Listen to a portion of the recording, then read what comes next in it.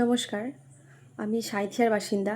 তাই সাঁইথিয়া চারতলা মোড়ে যে খোলা স্থানে মানুষজন টয়লেট করে সেটা নিয়ে আমি আজ কিছু বলতে চাই।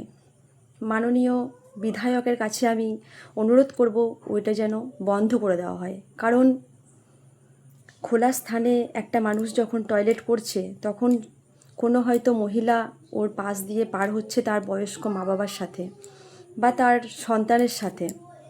তো তখন সেই মহিলাটার খুবই অস্বস্তিকর একটা ব্যাপার হয়ে ওঠে এবং কোনো দাদাভাই বা কোনো কাকু যখন তার মেয়েকে নিয়ে স্কুলে বা টিউশনে দিতে যায় তখনও সেই ব্যাপারটা খুবই দৃষ্টিকটুর একটা ব্যাপার হয়।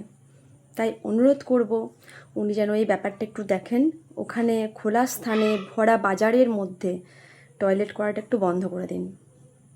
আর সাধারণ মানুষের কাছে আমি এটাই জানতে চাইবো, আমি কি কিছু ভুল বলেছি?